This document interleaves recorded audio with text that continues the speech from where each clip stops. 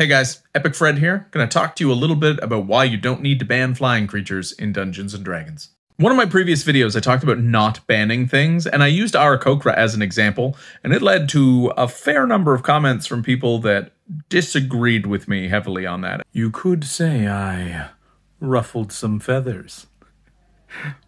Sorry. And that's fine, we're allowed to disagree.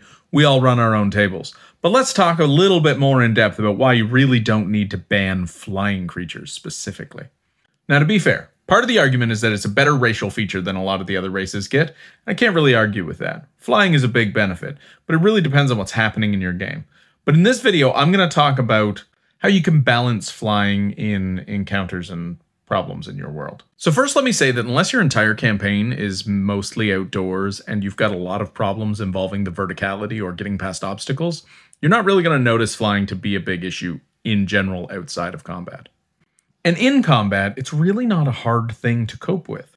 So first, let's talk about the fact that most indoor spaces are going to have ceilings so low, flying isn't a significant benefit. Yes, if you're in an underground cavern and there is a chasm that they need to get over, one of the characters is able to pass it without issue. They've still got a whole party to get across the gap.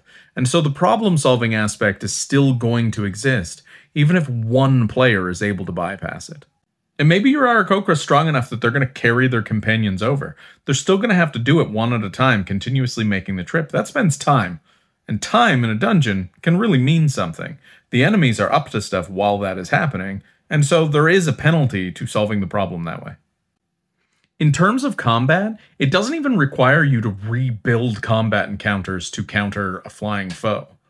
Most enemies are going to have the option of having a ranged attack, and if they don't, it's very easy to throw in variants that do. Give them short bows or long bows or javelins, and just use the basic stats to add those items in to existing enemies.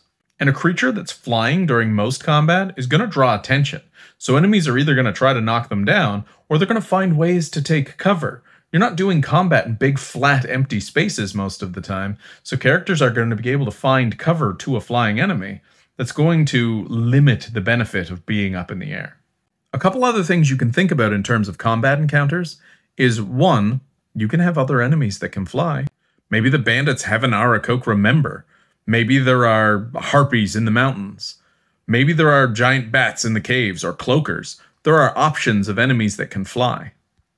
Not to mention, when people talk about flying, they'll often talk about the negation of falling damage, but there is a big detriment there that comes on fairly early in the game, and that's any sort of paralysis or incapacitation.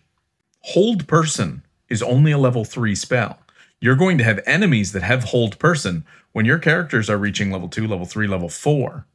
And if you cast Hold Person on someone who's flying, they're not flying anymore, and it can be a long way to the ground. So it's really not a make or break ability, and it's kind of easily countered within the game.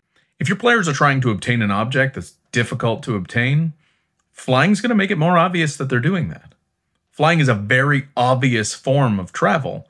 It's kind of hard to not draw attention to, and that is its own detriment. So it's not the solution to all the problems. You know, there's a reason the Eagles didn't just fly the ring to Mordor. And just one final note. There were a fair number of comments from people that were like, no one plays Aarakocra unless they want to break the game. That's not true.